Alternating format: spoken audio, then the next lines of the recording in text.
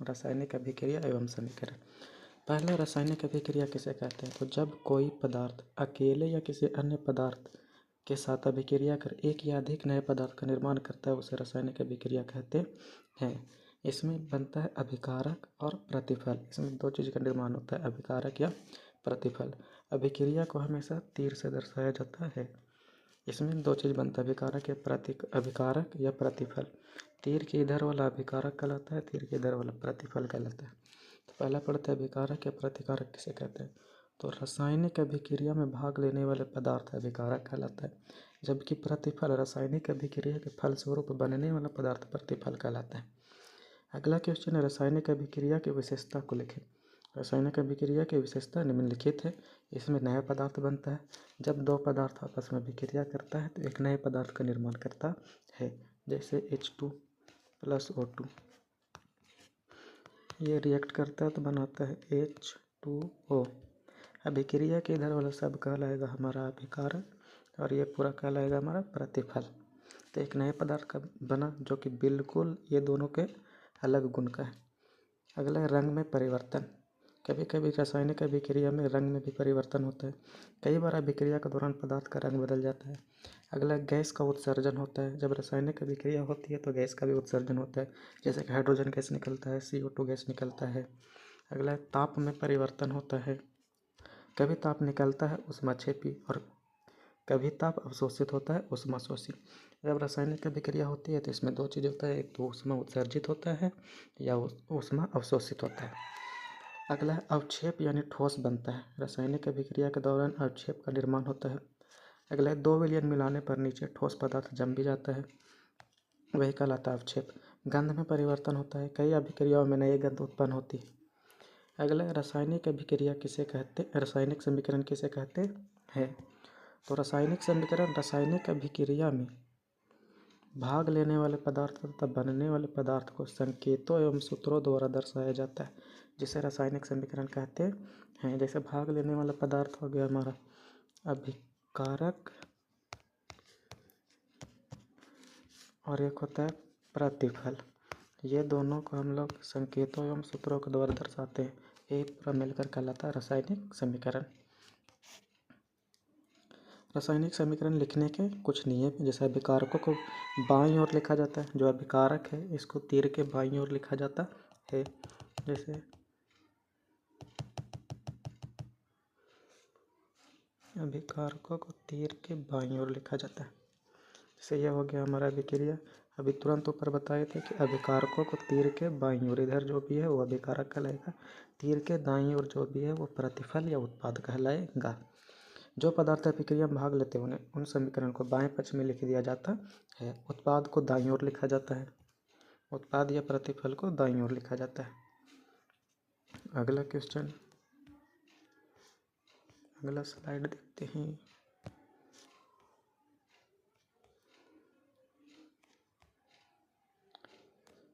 अगला स्लाइड में है अभिक्रिया के बाद बनने वाले नए पदार्थ दाएं पक्ष में लिख दिए जाते हैं।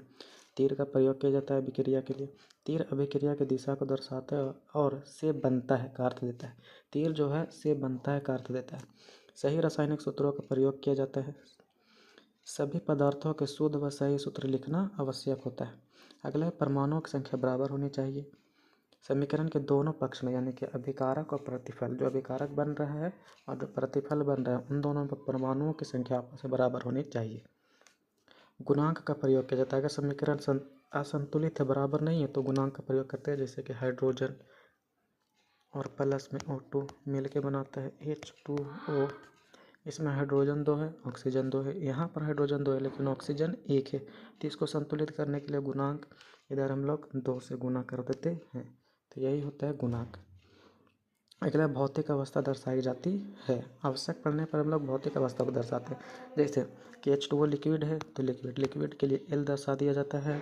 अगर एक्वस है, जलीय विलयन है, तो AQ दर्शा दिया जाता है। जबकि अगर सॉलिड है तो सॉलिड दर्शा दिया जाता है। यौगिक अगर सॉलिड है तो उसके लिए सॉलिड S दे दिया जाता है। अगला है रासायनिक समीकरण के लाभ को लिखें। तो रासायनिक समीकरण के लाभ निम्नलिखित है। रासायनिक समीकरण के रूप में अभिक्रिया का वर्णन करना आसान हो जाता है, पहला लाभ हो गया इसका। दूसरा लाभ है रासायनिक समीकरण के समय की बचत होती है।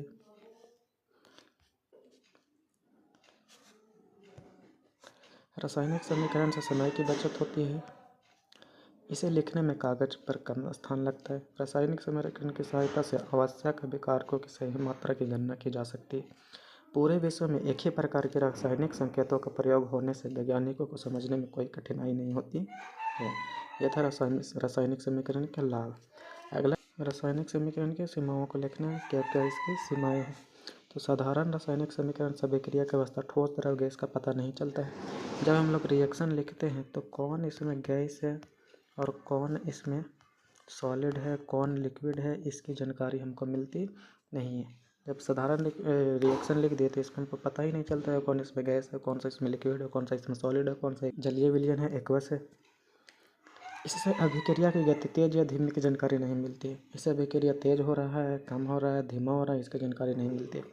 साधारण समीकरण यही नहीं बता पाता है कि अभिक्रिया किन परिस्थितियों में हो रहा है, जैसे कि ताप, दाब, उत्प्रेरक, मतलब कि उसको हम लोग हीट दे रहे हैं कि उस पर दाब दे रहे हैं, दाब देने पर बन रहा है, या प्रकाश की उपस्थिति में बन रहा है, इसकी जानकारी हम लोग को प्राप्त नहीं होती है।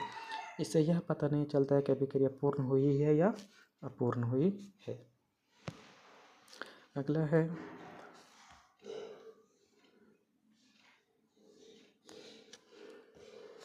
साधारण रासायनिक समीकरण से ऊर्जा परिवर्तन ऊष्मा निकल रहा है या ऊष्मा ले रहा है, इसकी जानकारी हमें प्राप्त नहीं होती, अर्थात ऊष्माक्षेपी या ऊष्माशोषी इसकी जानकारी प्राप्त नहीं होती। अगला रासायनिक समीकरण की सीमाएं, उसको दूर कैसे किया जा सकता है। तो इसको दूर करने की भी निम्नलिखित विशेषताएं। अभिकारकों एवं प्रतिफलों के भौतिक अवस्थाओं को उनके संकेत या सूत्रों के ठीक आगे कोष्टक में लिख दिया जाता है। जैसे कि यहाँ पे Zn है, Zn हमारा सॉलिड थे, इसके कोष्टक में लिख दिया गया सॉलिड। जबकि CuSO4 एक्वस है तो इसके ब्रैकेट में एक्वस लिख दिया गया। अब ये जब अभिक्रिया कर रहा है तो ये बनाता है ZnSO4, जो कि ZnSO4 भी एक्वस है तो इसको ब्रैकेट में लिख दिया गया एक्वस। Cu सॉलिड है, इसको भी Cu सॉलिड लिख दिया गया यहाँ पे। इससे हमें पता चल जाता है कि कौन सा यौगिक या कौन सा तत्व सॉलिड है, लिक्विड है, एक्वस है, या अवक्षेपण का निर्माण हो रहा है। अगर अवक्षेपण का निर्माण होगा तो तीर का निशान नीचे दे दिया जाता है। अगला है ऊष्माक्षेपी अभिक्रिया के लिए समीकरण के दाएं ओर प्लस ऊष्मा लिख दिया जाता है। अगर अभिक्रिया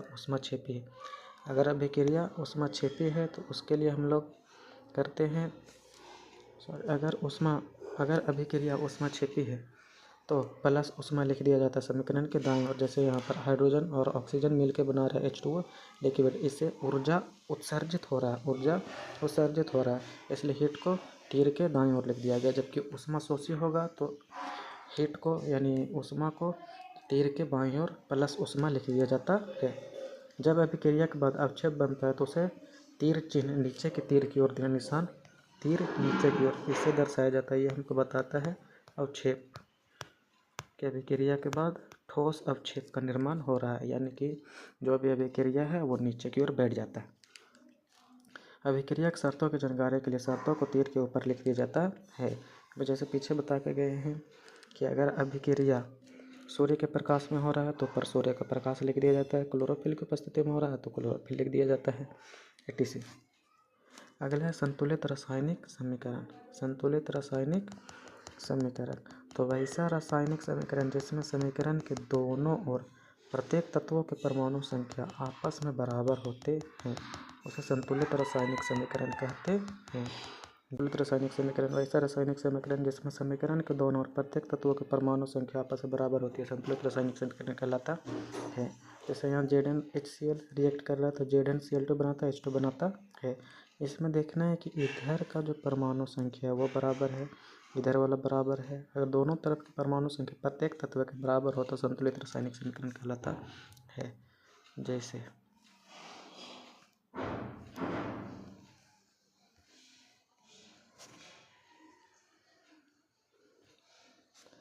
कि Zn प्लस में HCl, ये बना रहा है ZnCl2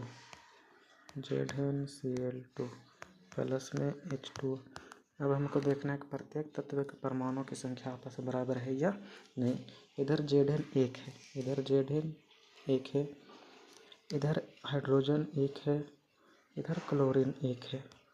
इधर देखना है Zn 1 है लेकिन क्लोरीन इधर 2 है और हाइड्रोजन इधर 2 है। तो इसको संतुलित करने के लिए यहाँ नीचे वाला देखा जाता है हाइड्रोजन 2 क्लोरीन 2, इधर Zn 1 इधर Zn 1, ये दोनों तो बराबर है लेकिन क्लोरीन 2 है तो यहाँ 2 से गुना कर देंगे तो हाइड्रोजन 2 हो जाएगा, हाइड्रोजन 2 हो जाएगा, क्लोरीन 2 हो जाएगा और क्लोरीन भी 2। ये हमारा हो गया संतुलित रासायनिक समीकरण।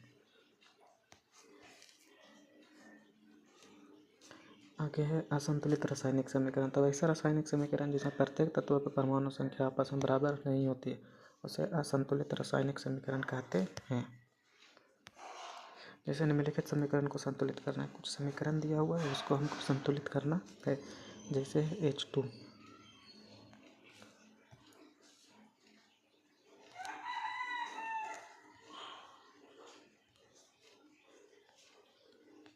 H2 प्लस O2 बना रहा है H2। अब हमको देखना है यहाँ पे प्रत्येक तत्वों को मिला के देखो कि इसमें कितना परमाणु की संख्या। हाइड्रोजन में 2 है, हाइड्रोजन 2, हाइड्रोजन में परमाणुओं की संख्या 2 है, जबकि ऑक्सीजन में भी 2 है।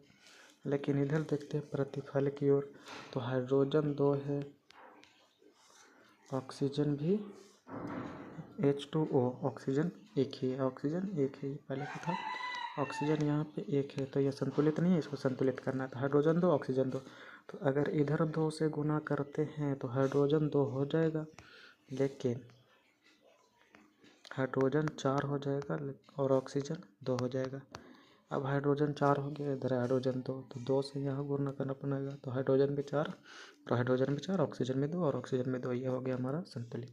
वैसे Zn plus HCl, ZnCl2 plus H2, ये सारा का सारा संतुलित आप लोग को करना है 7 तक पूरा का पूरा। अगले क्लास में हम लोग पढ़ेंगे विभिन्न प्रकार की रासायनिक अभिक्रियाएं। ये कुछ निम्नलिखित समीकरण दिया हुआ जिसको संतुलित करके लाना है आप लोगों को। ये वाला यहाँ पे जगह कम पड़ जा रहा है इसलिए संतुलित नहीं कर पा रहे।